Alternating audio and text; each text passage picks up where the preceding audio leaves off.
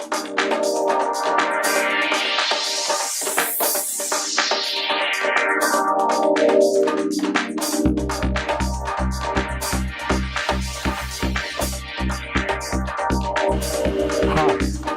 I'm Micah and this is Village Talk. Let's talk about children and demons. A lot of time I'm asked about this. Are children subject to the demons going into them and so forth? And I would say, in a setting of ministry where there's proper authority and order, no. The demons can't just hop into children. But we do know that today, many children are demonized. If you've been to a supermarket or maybe a restaurant lately or a store, you hear sometimes a child screaming at some blood-curdling kind of a scream. And what is this? And you see them and they won't heed anything their mother or father says to them. They're just wild. And that's because of demons.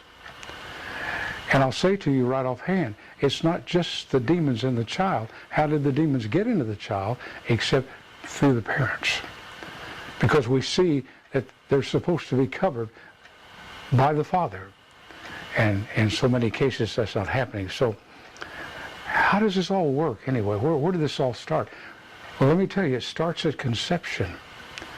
And what happens at that point of conception is very important, because myself and others have heard demons say this, and I don't like to talk to them, but they blurted out and said, I came in at conception, and it was a demon of rejection that got in even to the fetus itself as it was being conceived. So they come in early if they're not covered.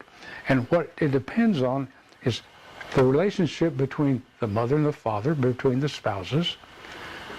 It depends on their attitude when they conceive. Are they really loving each other? Is it just whatever, born of lust, of the flesh, or of blood, or whatever it says in John 1? But that's important. And so many of us were born, and there's nothing we can do about that now. Yes, I redact that statement. We can deal with it now spiritually. We'll talk more about that another time.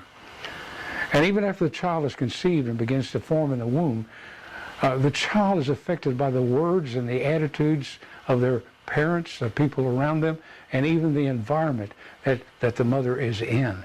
All important. We know the effects of sometimes of drugs and of alcohol when a mother's carrying a child, but the effects spiritually are even more important and powerful, and we understand that. And so the big word here, and throughout this whole talk, is about cover, protection, the covering of the child from the point of conception. And most fathers have not even been aware of their importance in that, and the mother too. Because even her attitude toward the father and his desire and his concern can affect what happens with that little one. Then comes the birthing. And this is when the dragon tries to come, as we see in Revelation 12, and devour the child, and possess the child, own the child. And so at this point, see, we've got to exercise our authority. And I've said this, and we've learned this. I'm not against hospital births, but I know the real joy and blessings of home birth, and we've had several through the years in the ministry, and we've seen the fruit and result of that. But when we take a child to the hospital, or rather the mother to the hospital, and we sign the papers, and we give the doctors and the nurses authority over this child and the mother, we can sign away our authority. But in God, we can't sign away our responsibility. I'm still responsible. And so many parents walk away from the hospital and they've signed over their authority over the child's life to another man who may have blood on his hands because he's done abortions or something else, not even knowing the real spirituality of that man. And so it's very important that we see that. And if you walked away like that, it's something to need to be prayed about, to take back the authority. Many times we're dealing with rebellion in children because we don't really have the authority anymore. We've signed it over, given it away. So pray about that. Whose child is it? Well, the Bible makes it plain that we can't not give life. God gives life. And he spoke to me one time. He says, I gave you life, not your parents. Because my mother used to think that she gave me life, and I thought it was true. But I found out that's not true. Only God can give life. So he gives a life to us. And I'm a father. I've got 2 daughters. They're grown now. And it's my accountability and responsibility to cover that child until it can be gone, from the home, married or whatever, you understand. So it's God's life. And so I remember when I had a time with my daughters, and I finally trying to fix something, trying to make right what I'd failed to do because I was ignorant and I was selfish and all these other things. And finally, of all that I tried to do, I finally said, Lord, only you can change my daughter. Only you can do this. And I just let it go. I've had to counsel parents, let them go, especially if they're teenagers, and let God deal with them. Because whatever they're going to do, they're going to do. Now, that doesn't apply to the early ages. And so let me say this. The birthing experience is very important, and I'm accountable for the covering the child. The second stage that I see is the ages of like 1 through 5, or maybe through birth to 5 or so. Because this is a very, very vulnerable time, and the people in satanic witchcraft understand this, and they love to get hold of a child about 3 years old and inject or impart demonic things into the life so they can control that life until something is done to stop that control.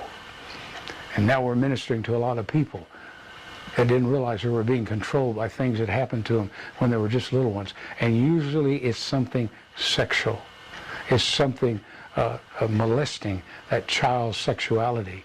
And I don't even want to go into details on that. But even the church has been responsible for some of this.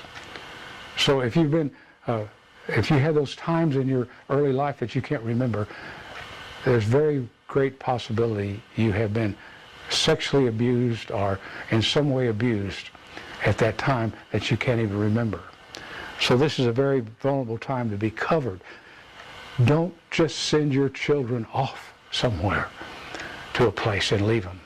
I've ministered to so many people that were molested in child care centers, in the church, and also by family, a grandmother, a grandfather, an uncle, an aunt. It's amazing, a brother, a sister, that has, at that critical time of life, in some way molested and caused problems of rejection and fear and so forth in the life. So at this time, the caring of that little one as it toddles around and so forth, the example that I've set with my moods, my attitudes and so forth, the disciplining of how it comes, not in anger, frustration, but in love and tenderness and concern that will pick up on the child. And so the child needs to be discipled, taught, and then disciplined. Spare the rod, spoil the child. Well, what's the rod? The rod is authority. And it's not necessarily a stick, a switch, or a belt. It's authority that I've established out of my love, and the child knowing that they're loved makes all the difference in the world. And finally, teenage authority. A lot of times, parents lose authority at the point of teenage. What's going on here? Well, the teenager's saying, oh, okay, so I'm growing up and I need to find where my place is in the world and begin to break loose from authority. But see, if the loving authority is not established early on, from the time of even being conceived or birthed, then it's not going to show up when they're 15 or 16. But if it hasn't been done, then of course our authority is going to be tested, and also going to be questioned. Hey, who do you think you are, and all this sort of thing. We've all gone through this. But listen to me now. A child needs to be confirmed. Oh, that my dad would have known to call me and say, son, come here. I want to lay hands on you, pray for you, prophesy over you, encourage you, and tell you how proud I am of you, and bless me. But so many times, how many people have I ministered to in the last 40 years that have been cursed by their own parents? By their father saying, you're dumb, you're stupid, you can't do that, you'll never amount to anything. I don't know what's going to happen to you. Mother's the same way. But the words out of a father's mouth are the most powerful words that can affect my life, except for God's. And so we pray with people, what was said to you? And it's terrible things. And you look at their life and you see that it's been affecting their life. Sometimes they're 40, 50 years old. And they're still struggling, failing, and can't do this, can't do that. This curse will even cause dyslexia and learning disabilities and all kinds. I've seen it broken, and things change. So what do? You say, hey, we break these curses. Let these words fall to the earth and be swallowed up, like in Revelation 12. And let the flood of these words be gone. And I break this hole, and I command the unclean spirits here that came in through those words to get out of this life. And I've seen tremendous changes take place like this. So again, I say the bottom line is covering, protection, watching over, guarding the life of that child until it comes to the point that it can be accountable for its own life and its own sins and its own blessings. So demons and children, absolutely.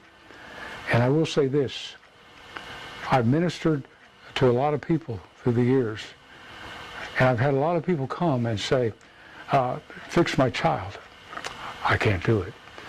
And what I'll say is, let's talk about you getting fixed first.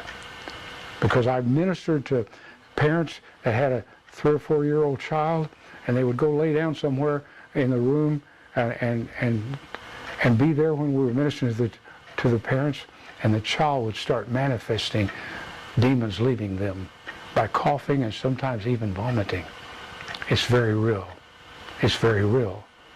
Children's ministry, I asked the Lord, I said, Lord, what should we have as a church for children's ministry? And you know what he said? He said, for me, children's ministry is fathers. Period. Fathers.